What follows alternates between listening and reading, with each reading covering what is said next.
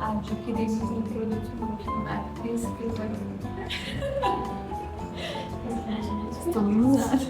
Falei que as coisas iriam mudar, iriam sair, a gente tava com planos, conseguimos.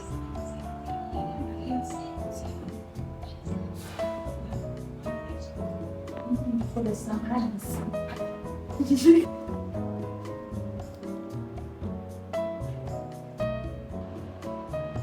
Saudades, esperam. Saudades.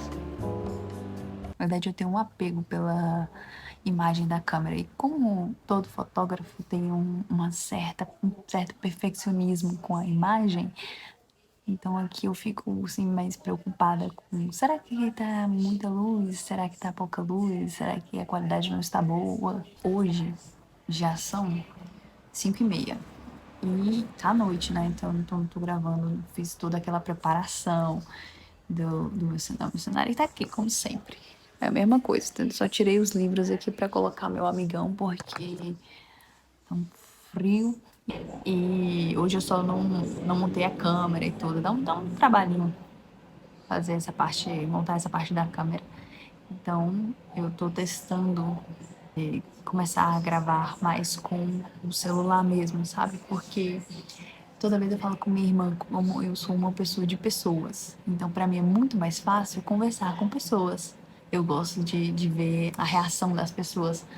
E eu falei isso no meu primeiro vídeo aqui no YouTube. Eu falei de como era difícil para mim começar a gravar, a me gravar, porque aqui, enquanto eu estou falando contigo, você não está aqui olhando para mim, neste exato momento, nesse meu ambiente. Então, para mim é difícil. E eu sou naturalmente expansiva. E, como eu falei, sou uma pessoa de pessoas. Então, aqui tem sido um exercício para eu destravar e começar a gravar, sabe? Sem ficar colocando desculpas para mim para não fazer a coisa. Só começa, só vai logo, sem ficar se preparando muito, se ajeitando muito. E como é difícil, gente, como é difícil você descobrir os seus perfeccionismos. Hoje vai ser, assim, uma conversa mais sem roteiro, sabe? Eu assisti aquele filme como mágica. Primeiro que eu achei que fosse uma curta-metragem. E uma parte que me pegou ali naquele desenho foi sobre as habilidades. Quando eles trocam de corpo. Peraí, vamos pegar aqui a sinopse. Pra pelo menos já ler isso aqui bonitinho, né? Mágica. Uma pequena criatura da floresta e um pássaro majestoso trocam de corpo e precisam se unir para sobreviver à aventura mais incrível de suas vidas. Não sei se essa a sinopse. Toda vez assim, eu nunca abro e pego tipo a primeira sinopse para trazer para vocês. Eu gosto de ler nas várias plataformas que tem para ver qual é a sinopse melhorzinha, porque se tem uma coisa decadente são essas sinopses das plataformas de streams. Às vezes eu abro um filme e quero assistir, mas eu leio a sinopse e me passa a vontade de assistir na hora. Ó, vamos ver esse aqui do Adoro Cinema. Em Como Mágica, um pássaro e uma pequena criatura da floresta precisam lidar com suas diferenças quando um incidente coloca um na pele ou nas penas do outro. A trama se passa num reino animal chamado Vale e acompanha dois animais que são inimigos por natureza, mas depois que trocam de corpo, precisam se unir para sobreviver à nova vida e rotina na selva. Esse aqui foi o melhorzinho. Mas então, os dois protagonistas, eles trocam de corpo. E quando eles trocam de corpo, assim, você não sabe quais habilidades você tem. Você começa a descobrir as habilidades. E essa foi uma parte que me pegou. Não é o tema principal do desenho ou da animação, né? O tema principal é aquela máxima de juntos somos mais fortes, e que é lindo. A animação muito gracinha, eu fiquei assim encantada e apaixonada com a fofura dos personagens, principalmente a vovó, ela é muito lindinha. E aí ficava me dando uns ataques de tipo Felícia, sabe? Felícia do Pink Cérebro do desenho. Ai, você apertar. Sim, os bichinhos. Mas pra mim, aquele pedacinho em que eles começam a ensinar um ao outro, porque eles trocam de corpo. Então vai ensinando um ao outro como lidar com as suas habilidades. A hora que o bichinho parece tipo um hamsterzinho, vamos dizer assim, um ratinho da floresta. A Ivy é um pássaro e o Wally é o ratinho.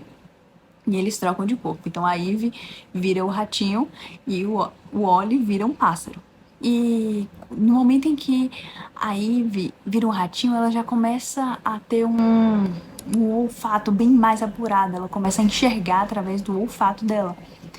E o Wally passa a direcionar a Ivy no uso desse olfato, né? Então tem uma cena em que eles precisam sobreviver. É bem um caso assim de vida ou morte. E o Wally dá as instruções de como usar o olfato para que eles sobrevivam naquela situação. E quando eles passam por essa situação, o Wally, que se tornou um pássaro, ele não sabia voar ainda, não sabia usar as asas. E eles saem de uma situação de vida ou morte para cair em outra situação de vida ou morte. E aí, nesse momento, é a Ivy que vai ensinar o Wally como usar as asas. Aí ela dá todas as instruções. E eu achei isso tão, tão, tão fantástico. Eu achei isso tão fantástico, porque na vida eu venho para esse mundo com algumas habilidades e que eu posso até saber que tenho essas habilidades, mas não busco desenvolver essas habilidades por achar que simplesmente, tipo, já tenho, já sei. Quando isso não é verdade. E às vezes também acontece de eu não saber ou não perceber que tenho uma certa habilidade, sendo que outra pessoa ela vem e fala, olha, você é bom nisso, você é boa nisso. E aquilo me desperta, nossa, eu tenho essa habilidade então. Só que ter habilidade não garante que você... Não te garante, sabe? Você precisa buscar desenvolver a habilidade. A Ivy, quando se tornou um ratinho, ela tinha a habilidade do olfato, mas precisou que o Wally ensinasse a ela como usar essa habilidade. Então, só ter a habilidade não garante. O Wally, quando se tornou um pássaro, ele não sabia voar. Ele ficou ali, acho que metade da animação só usando as pernas, as patas. Não voava. E depois a Ivy precisou ensinar ele como ter asas para que ele usasse as asas. E eu fiquei pensando muito sobre isso, de naturalmente eu sou expansiva. E já ouvi pessoas dizerem que eu sou comunicativa. Mas ter essa habilidade, ser mais natural para mim ser uma pessoa assim, não quer dizer que eu tenha desenvolvido a comunicação, tipo, que eu seja boa nisso, sabe? Tanto que depois que eu comecei a gravar vídeos aqui pro YouTube, eu percebi muitos vícios de linguagem.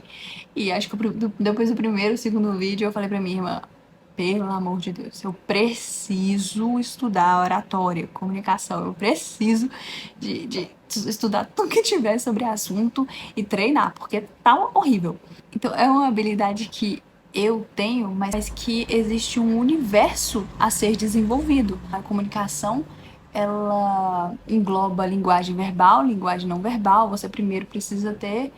A base de tudo é você ter uma lógica, um pensamento bem estruturado, construir essa lógica e passar para a pessoa que está te ouvindo, lidar com o seu tom de voz, com a respiração, e aí entra a parte de gesto, de postura, que é a parte da linguagem não verbal, que faz toda uma composição desse universo da comunicação. Então, há muito o que aprender. Na verdade, a gente nunca fica pronto. Tem sempre muito o que aprender. Eu tava assistindo há um tempinho a entrevista do Clodovil na Marília Gabriela. Dei muita risada com o Clodovil, mas eu me identifiquei com ele no seguinte ponto. Quando a Marília Gabriela faz uma pergunta, ele abre várias abas de respostas. Então começa num assunto e ele vai respondendo outras e outras e outras coisas. Tem até um momento em que a Marília fala assim, Clodovil, você tá falando o quê, Clodovil? Você tá respondendo o quê? Já nem sei mais o que você tá falando. E eu me identifico muito nessa parte, que nas conversas aqui em casa, a gente tá debatendo algum assunto, discutindo algum assunto, às vezes até no meio de uma resenha, e eu começo a abrir abas e abas, e eu chamo de parênteses aqui. Eu falo, ai, parênteses.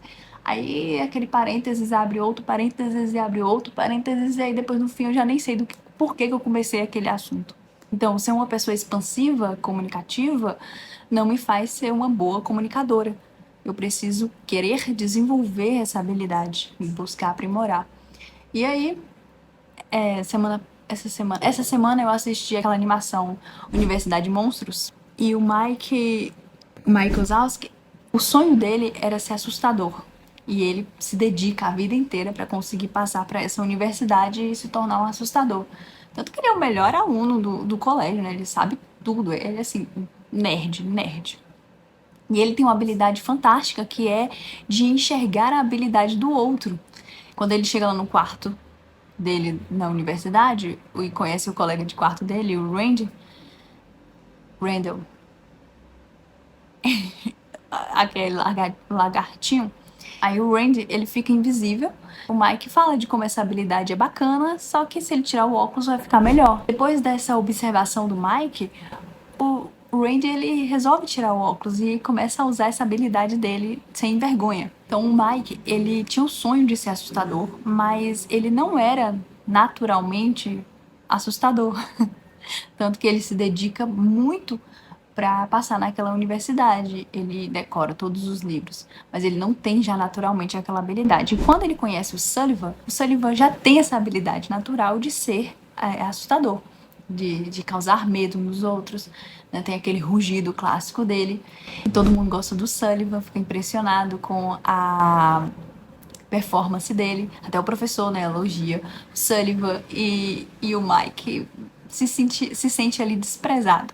Então ele vai se dedicar ainda mais para ir bem nas provas, para conquistar esse lugar. Enquanto o Sullivan, ele simplesmente já acha que ele tem aquela habilidade, que ele vai ser bom em tudo por causa dessa habilidade. Acha que não precisa mais desenvolver essa habilidade, aprimorar, porque ele já tem um natural.